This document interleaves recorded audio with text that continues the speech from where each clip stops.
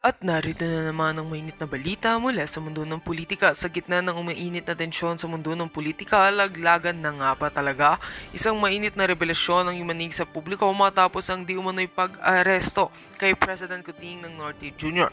Ayon sa mga hindi pa kumpirmadong ulat, isinialalim na sa kustodiya ang Pangulo matapos umanong ilantad ni Senadora Amy Marcos ang ilang katiwalian na nag-ugat pa raw sa loob ng palasyo. Ayon sa impormasyong lumabas, mismong kapatid ng Pangulo sa Senator Amy ang naglabas ng mga dokumentong nagpapakita ng umano'y hindi tamang paggamit ng pondo para sa ilang infrastructure projects. Sa isang viral na press conference, maring sinabi ni Senadora, "Hindi na ako mananahimik. Dapat lang malaman ng bayan ng katotohanan." Bagamat walang opisyal na kumpirmasyon mula sa Malacanang, lalong lumalalim ang hinala ng publiko. Samantala, hati ang reaksyon ng taong bayan. Ang ilan ay nagsasagawa na ng kilos protesta sa labas ng Senado. Dala ang mga placard na may nakasulat na katotohanan, hindi kapatiran, habang ang iba naman ay nananawagan ng mahinahong imbestigasyon. Sa social media, umani na ng milyong komento ang hashtag na laglagan na at imbestigahan ang Marcos. Indikasyon ng matinding interes ng publiko sa isyong ito. Hanggang ngayon, nananatiling palaisipan kung totoo nga ba ang mga aligasyon at kung talagang naaresto ang Pangulo. Ang tanong ng bayan, ito ba ay tunay na paghanap ng hustisya o isang pampulitikang palabas lamang? At yan nga ang mga balitang ating pagkakatutukan, at kung bago ka pa lamang sa aking channel ay huwag kalimutang mag-like, share and subscribe para updated ka sa aming mga bagong balita dito sa Tatak Pinas.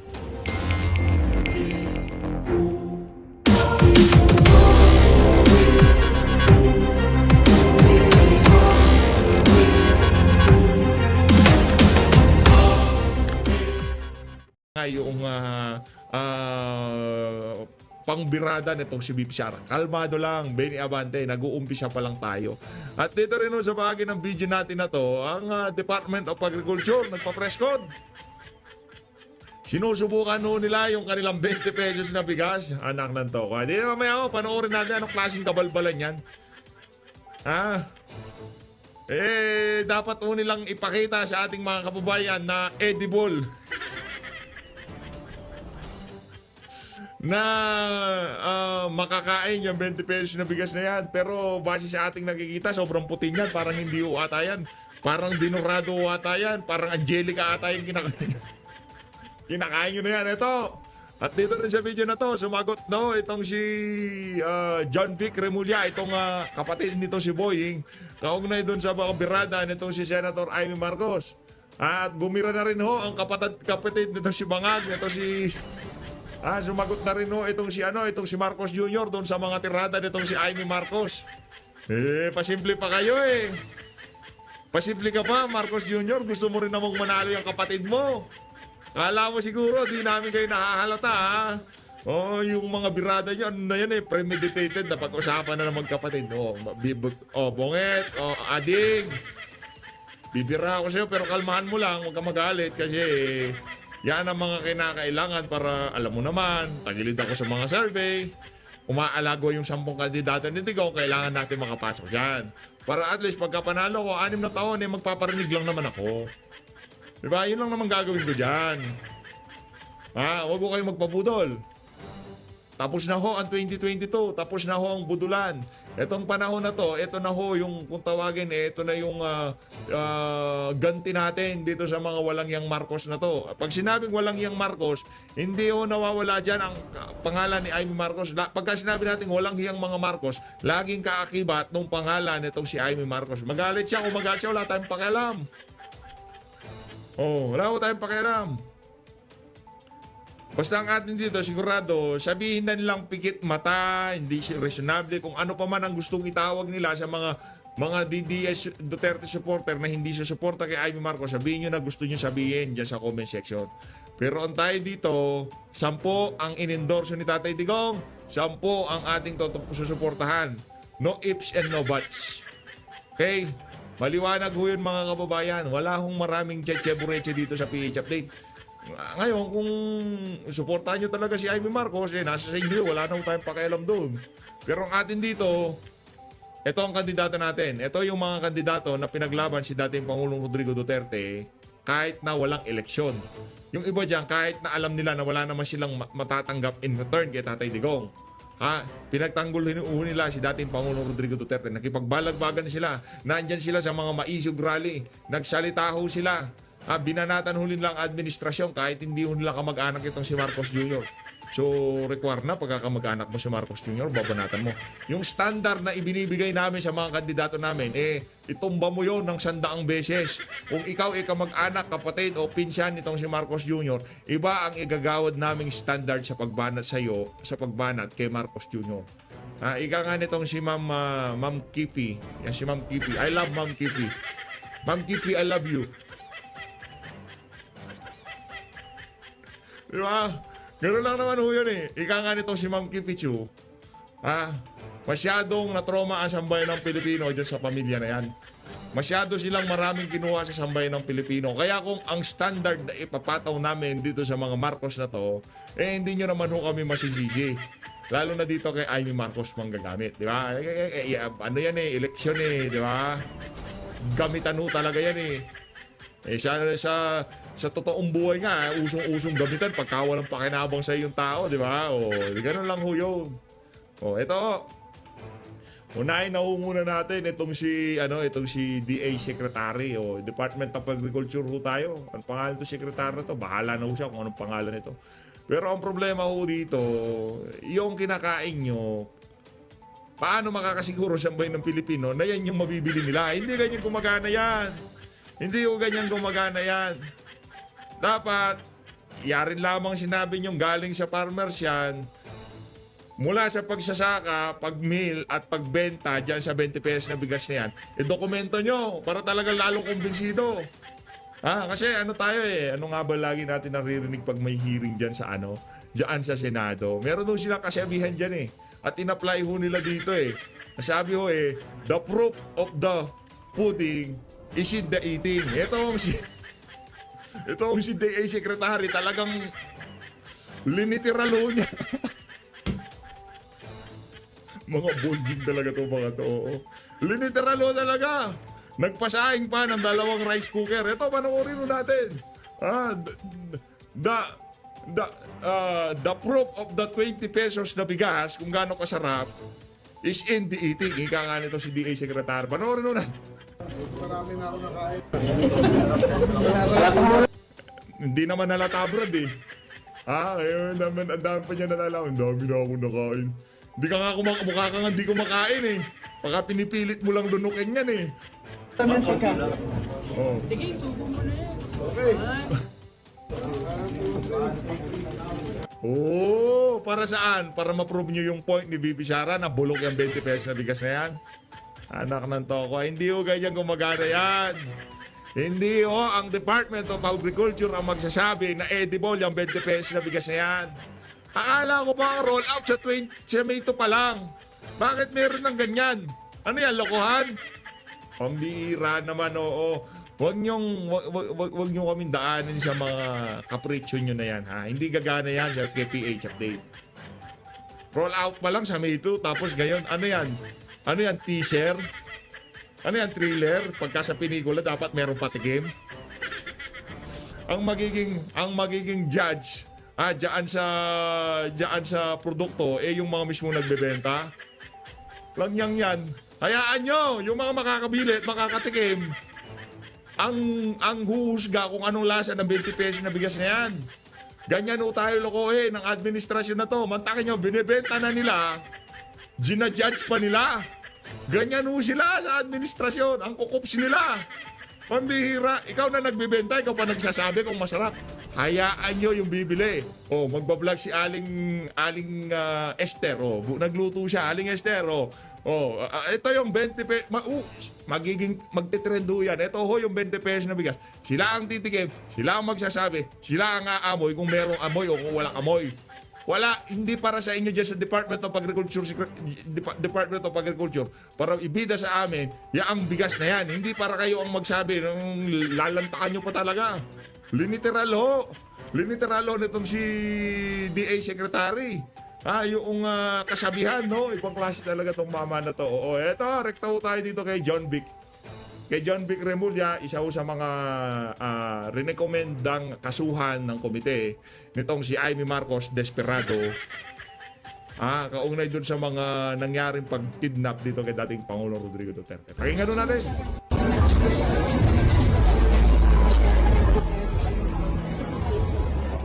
Yeah, well, I'm happy that she believes in due process. Oh, Unlike kayo lang ang hindi, no? the people that she's defending, at least she wants to go through the due process of how charges are filed and how guilt is asserted. So, natutuwa naman ako sa kanya na naniniwala siya sa due process. Pero naniniwala po ba kayo na may violations na Well, it's due process. We'll have a chance to defend ourselves if it goes there. But I'm happy that it's due process that she believes in. Pero sir, Ayos na ayos, no? Kalmado lang. Yan ang confidence sa mga bangag. Yung confidence sila to the moon, di ba? Parang tama lang nila. Kaya lang naman sabihin ko ang mali nila. Parang ang mali nila. Hindi, tama nila. Kasi mga tama talaga yung mga yan eh. Wala namang ginawang mali ang mga yan, di ba? Oh. Swerte nga si Tatay Digong may due process. Kayo pa pinatikim niyo ng due process dating Pangulong Rodrigo Duterte. Ganyan kakapalang mga pagmumukha nyo. Walang niya kayo. pamumulitika daw yung nangyari. Again, we'll have our chance to prove ourselves. Pero important is that Senator Amy believes in due process unlike the people that she follows. Unlike the people. Ano ba yung mga hindi sinunod na due process ni Tatay Digong? May dalang armas yung pusher. Titirahin yung ating pulis, inunahan ng pulis. Ano due process na sabi mo? So, hayaan mo mamatay yung pulis. DILG secretary ka pa naman. Yun ho ang senaryo. Yun ho ang reality. Sa ground, higa nga ni Tatay Digong na hindi nyo alam kasi mga elitista, mga... Di ba? Mga higa nga sa mga magulang, sila yung mga konsentidor. Tayo kasi hindi ho tayo konsentidor. Pagka mali, mali yan. Pagka tama, palakpakan yan. Alam nyo ba yung realidad sa ground? Merong armas yung mga dealer, merong armas yung mga user dahil mga praning yung mga yan. Magkakainkwentro. Tututukan nila yung mga pulis. Sino gusto nyo mauna? Sino gusto nyo magurgor? Asan yung due process doon? Yun ang due process. Puprotektahan ng ating mga law enforcer yung kanilang mga sarili noong mga panahon na yon. Yun ang due process. Kailangan yun. Kasi pinag-aral yun ng Estado, pinaglilingkuran nun sa bayan ng Pilipino. Yung mga bangag, sino pinaglilingkuran nila? Yung mga adik, sino pinaglilingkuran nila? Yung mga politikong merong tapyas sa kinikita ng mga drug lord. Diba? Maraming politikong ganyan. Maraming naluging politiko. Diba? Nung panahon ni Tatay Digong, dahil na-dismantle yung kalakaran ng illegal na droga sa kanilang mga probinsya. Kaya ang daming galit kay Tatay Digong eh. Mantangin nyo, 6 na taon lupay-pay ang kanilang kita. Yung mga congressman, yung mga governor, yung mga nasa loob na, yung kung tawagin ni Tatay Digong, narco-politics. Yung mga politiko na sumausaw na diyan sa illegal na droga na yan. Kaya daming galit kay Tatay Diggs eh. Di ba? Daming galit kay Tatay Diggs sa mga politiko. Mga gobernador, mga mayor, involved sa droga. Due process. Yan sinasabi natin, yung due process, nalugi yung mga politiko na merong katkong sa kita ng illegal na droga nung panahon ni dating Pangulong Rodrigo Duterte. Kaya galit na galit sila sa kanya. Tama mali. Hindi ko sinasabi kasama si John Vic doon. Sinasabi ko lang, narco state na tayo noong dumating si dating Pangulong Rodrigo Duterte. Narco state tayo. Yun nung malinaw doon. Malinaw. At least alam na ni John Vic. Baka hindi nila alam na narco state na tayo nun. Dito na lang ho tayo. Kay uusapang bagag. Mamaya may joke time tayo ha. Abang lang kayo. Meron tayong joke time mamaya. Sino mga mahilig sa joke dyan? Ang taas ng paa. Game. Everyone's entitled to their opinion. I disagree. I disagree. No. Everyone is entitled to their opinion. But I disagree. Bangag na bangag no? Ang problema, Brad, hindi ka makapag-impromptu.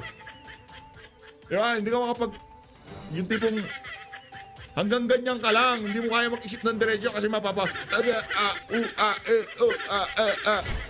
Yun ang problema. Hindi mo kaya makipagtagisan. Baka sa mga reporter lang, masauplak ka. Baka kung ano pa masabi mo, manahimik ka na lang. Tama yung payo sa iyo ng PCO, secretary. Yung si ano, yan, ang pangalan nito. Hilahin mo na yan, Brad. Takbo mo na yan. Baka kung ano pong masabi niyan. Yan, oh. Yan, oh. Yung PCO secretary niya, ito sa gilid, oh. Hilahin mo na yung amo mo na yan. Baka kung ano pong masabi sa media. Baka kung ano pong masabi niya. Everyone stay entitled to their opinion. I disagree. Sabay takbo. Takot ka pala sa mga media, eh. Si Tatay Digong, di ko ganyan. O, meron kayong issue. Alam, pag-usapan natin. Di kayo dito. Opo, bigay yung puan media. Dito kami, mag-usap kami dito. Anong titirahin natin? Anong pag-uusapan natin dito? Ganun si Tatay Digong. Pero ito, I disagree. Loko-loko. Ito, joke time muna tayo. Oh, sinong gusto ng joke time? Siguro napanood nyo na ho itong joke time natin na to. Ulitan ko lang para talagang mabisang-mabisa itong si Dilipe. Ito. Joke time tayo, ha? Joke time. Ito yung ito yung kung tawagin nila ito ito ang karibal ni Tamba. Nako, Tamba, binulgar na nitong si Dilipe ang kanyang itinatagong pagnanasa. Ito, pakinggan nyo ito, mga kababayan. The next president of the Philippines is from Mindanao, Zamboanga City, Manix Dalipe, number 1. Oh, narinig yun, ha? The next president of the Philippines. Manggagaling sa Zamboanga, Manix Dalipe. Paano ba yan, Tamba? Tablado ka dito kay Manix. Nangangampanya na siya sa Nangangampanya na siya sa 2028. Naku, tablado to si Tamba dito. Ulitin natin. Oh. The next president of the Philippines is from Mindanao, Zamboanga City, Manix Dalipe, number 1. Manix Dilipe. Joke time! Hoy, Manix, baka hindi ka nakainom ng gamot mo, ha? Baka baka di ka ninenervyos. Magkape ka nga, hoy! Langya ka. Next president daw ho siya, Manix Dilipe. Paano si Tamba? Nagagamitan kayo dyan? Langya kayo, paramihan na makukubra. Oh. Kumusta ba Zamboanga, Brad? Aladabo City na ba yan? Pagka ganun na, doon ka magbida-bida. Sa bagay, joke time nga pala. Huwag natin seryosohin yung mga banat niya. Baka umiyak niya si Manix Dalipe. Mahilig pa naman kasi. Ay, dami talagang dami mga bangag ngayong administrasyon na to. Dito na ako tayo. Sa paborito nitong si Ma'am Kipi. Ma'am Kipi, tito mo nagkakalat na naman. Tito niya. Game.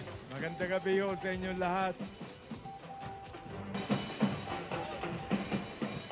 Nakakabigla po yung ginawa ninyo. Salamat. Hindi ko akalain. Habang ako'y nagpupunta dito, maraming umiiyak, pati ako napapaiyak na rin. Marunong ko palang umiyak, Brad. Anak ng toko, wala sa mukha, ha? Ibang congressman yan. Artista talaga itong mga to, no? Naiyak na rin. Oo. Maraming salamat po sa inyo. Okay po ako, huwag kayong mag-alala sa akin. At gusto kong sabihin sa inyo, no one can put a good man down. Wow. Wala akong pakialam kung siya pa ang Vice Presidente ng Pilipinas.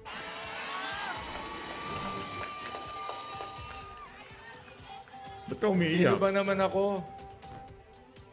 Isang congressman lamang ng Manila. Sino ba naman daw ho siya? Isa ka lang naman ho sa mga cops dyan sa House of Representatives. Langya ka. Ngayon pabiktim ka. Ngayon parang di ka makabasag pinggan na baklus. Parang di ka makabasag pinggan.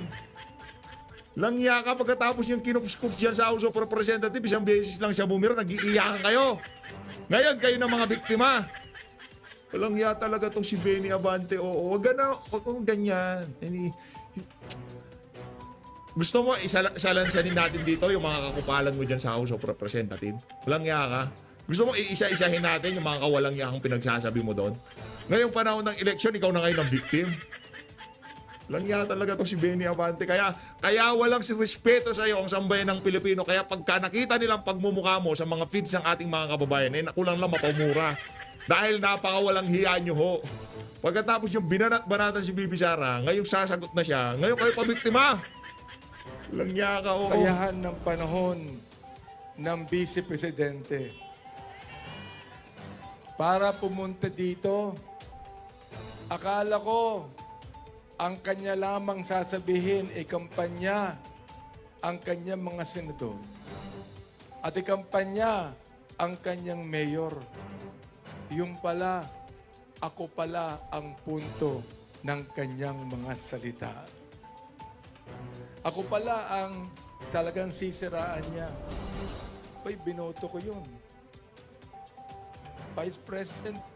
Eh, paano mo hindi boboto? Siya panalo noon. Kamanto ko ah. Wala naman boto mo si ano. Iboto mo si Kiko Pangilinan. Patalo yun eh. Siyempre magkiki-unity team ka noon. Yan ang mentalidad ng mga taong walang prinsipyo. Yung bandwagon mentality na kailangan na ho natin tanggalin ngayong mga panahon na to. Kilatisin, kilalanin, himayin kung sino yung talagang mga individual na merong tunay na pagmamahal dito sa bansa na to. Ang hirap po sa totoo lang mga kababayan. Ang hirap po pagka itong mga politiko natin kagaya nitong si Benny Abante, dahil mananalo na itong si ganito, dahil nakapwesto itong ama nitong si ganito, sila susuportahan natin kasi silang pinaka merong chance ang manalo. Pagka nanalo sila, di ba? Sa totoo lang ho mga kababayan, hay ang buhay ng mga vlogger and say mada talyanista vlogger. Kasi nasa kanila administrasyon. Tayo ho dito pinipilit nating basagin ang algorithm para makapasok itong ating mga video at maikampanya ang ating mga kandidato. Kung nagtataka ho kayo bakit as much as possible puro controversial ang gusto natin pag-usapan dito, dahil para mabasag natin, makalusot tayo sa algorithm at maikampanya itong mga kandidato na to. Anong dahilan? Ba't natin pinapalike, pinapashare ang video para kahit papaano magkaroon ho kayo ng ambag sa pangangampanya sa ating mga kandidato? Sige! Ako nang bahala sa pagsasalita, i-share nyo na lang at i-like ang video. Di ba? Magandang tingnan pag maraming views ang video. Totoo naman, magandang tingnan yon sa yung dashboard. Magandang tingnan. Pero mas magandang tingnan ho yan, kung yung ating mga kandidato mananalo. Wala akong kwenta yung mga views na yan. Ikita dyan, yung iba dyan, yellow icon nga eh. Hindi nga kumikita eh.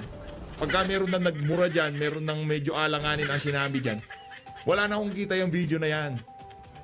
Di ba? Ang atin lang ho dito, kaya gusto ho natin na mas maraming makarinig sa ating mga boses. Kahit sa ibang mga vlogger na, sige marami dyan. Marami mas mahusay sa atin yan, marami magaling dyan eh. Sino ba naman tayo? Pipitsugin lang naman ho tayo eh. Marami mahusay dyan. Kung sa tingin nyo mas maiintindihan ng ating mga kababayan ang kanilang pagpapaliwanag kung bakit sila ang dapat manalo itong 10 na to. By all means, ano nyo ho sila. I-share nyo ho lahat ng video nila. Di ba? Yun lang naman ho ang ating. Mahirap po kasi kung ano lang, kung talagang naiintindihan nyo lang kung gaano kahalaga itong election na to. Merong halong takot, kaba, di ba? Kung naiisip nyo naman nanalo, medyo sasaya kayo. Dahil kahit pa paano, maibabalik na sa tamang landas ang ating bansa. Napakahirap po, napaka-crucial nitong eleksyon na to. Kaya, imbis na ikampanya natin yung mga manggagamit, pagtulong-tulungan ho natin itong 10 kandidato nitong si dating Pangulong Rodrigo Duterte. Kung gusto nyo talagang extra suporta, si Kerubin at itong si ang tawag dito, itong si Kerubin at itong si Gringo Honasan. Doon kay BP, wag na kayo magdagdag. Panggulo pa yung mga yan eh. Soliduhin lang natin itong 10. Tandaan nyo lang ho, yung number nitong si Atty. Jim Bondoc. 10 yun lang ho. Kung sa tingin nyo, mas papaniwalaan ng mga kababayan natin, yung mga makakapanood sa mga video, yung mga ibang vlogger, share nyo ho lahat ng video nila. Marami ho dyan. Di mo natin maiisa-isa. Napakarami hong mahusay na vlogger dyan. Tayo, gaya-gaya lang naman ho tayo eh. Gang. Binoto ko yun. Kasama nung dating mayor, binoto ko din yun. Oo. Ngayon, kahit kailan, hindi ko na iboboto yung dalawang yan. Pero bago tayo magluhaan dito, kumanta muna tayo. Nako lang yaka, Kakanta ka pa talaga. Tanggalin na ho natin yung pagkanta nitong si Lolong. Na nagmamahal Loy. din po sa congressman na ito. Kay Yul Servo Nieto, na parang anak ko na rin. Gayon din ang ating mayor, si Hani Lacuna, na Nako, si Ani magiging Lacuna. mayor muli ng Maynila. Wow. Sure ka, Gayon din ha? po ang mga Baka chairman joke time din yan. na nandito ngayon at nagsalita. Maraming salamat po sa inyo. Talagang inyo pong pinadama sa akin ang pagmahal ninyo. Talaga pong ngayong gabi, naging, ano matatawag ko doon? Ano yung pansin ho natin doon sa mga binanata ni VP Sara. Nag-usap-usap po sila, tayo. Kahit anong kakupalang ginawa natin dyan sa House of Representatives, basta tayo dito, mabait tayo. Hayaan yung magwala si Sara. Pakinggan nyo ang pagsasalita nitong gunggong na to. Mabait tayo, may krus nga tayo Pero pag sa House of Representatives, tayo yung mga ingratong mga walang yang, di ba? Di malaman kung paano umasta. Pero ngayong kampanya, hayaan nyo si BP, kami ay mabait. Pinag-aksyon nga kami ng panahon ni Sara. Ganyan nung sila magsalita, sarap. Ha? Naging makasaysayan ang gabing ito sa ating lahat. Ako din ay nagpapasalamat kay Sara Duterte. Kung hindi sa kanya, hindi nyo gagawin, mga chairman, ang mga bagay na ito. Ganda Kaya ng tao ng isa sa likod. nagpapasalamat ako sa inyo. Laki ng bunganga. Meron lang akong ipapakitang mga video O yan, Ngayong pakita mo yan. gabi. Game. para malaman po ninyo. Wag na o wag na raw. Sabi ng anak ko, wag na. O sige, makikinig ako sa kanya. Natatakot na ako dito Pag nakikita ko, natatakot na ako Noon siya natatakot sa akin Oo. Pero alam nyo, Hindi namin alam, sabihin mo, game. alam nyo, hindi ko alam kung bakit kinakailangan pang gawin ng ating Vice President yan, di ba? Nako. Wala naman siyang inaccuse sa akin Wala naman siyang nasabi na masama sa akin. Wala naman. Wala kaming masabing masama. Ang masasabi lang namin, noong binabanat-banatan mo si BP Sara, akala mo kung sino kang siga. Isang beses ka lang sagutin, umiiyak kang walang yaka.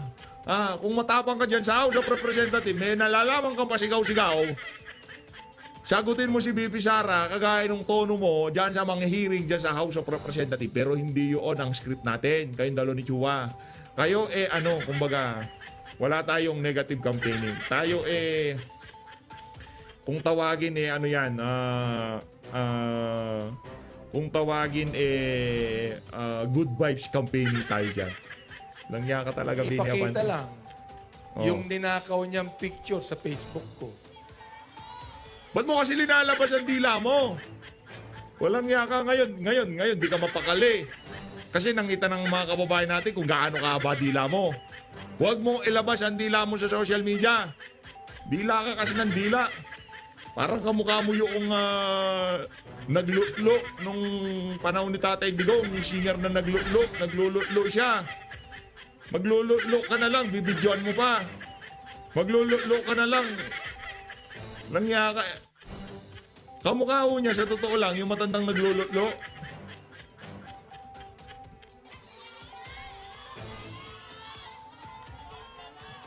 Katunayan yan, kalahati nga lang yun nakalagay sa Facebook ko. Yung kalahati nun, yung picture ni Albert Einstein na nakadila din Alam niyo kung bakit? Kasi gusto ko rin maging genius na katulad niya. Yung pala yun. Palakpakan natin. Ito lagi kong sinasabi sa PH Update to. Marami tayong pangarap sa buhay natin na kailanman magiging pangarap na lang. Diba? Ang pangarap mo na yan na maging genius kasi nagpakasangkapan ka doon sa mga mangmang kaya ikaw daig mo pa yung mga mangmang. Diba? Ganyan. Huwag ka na pangangampanya, huwag ka na mag-quote-quote ng verse-verse. Diba? Para yung kongregasyon mo hindi nadadamay sa mga kabubuan mo. Alam nyo naman, Oh. ang pagdila po Oh. ay hindi po yung walang respeto. Hindi ko alam kung saan niya nakuha yun eh. Ang mga Kasi, Brad, nagkapobya na kami. Yung huling dumila, ang tawag dito, nag-viral. Habang nakadila,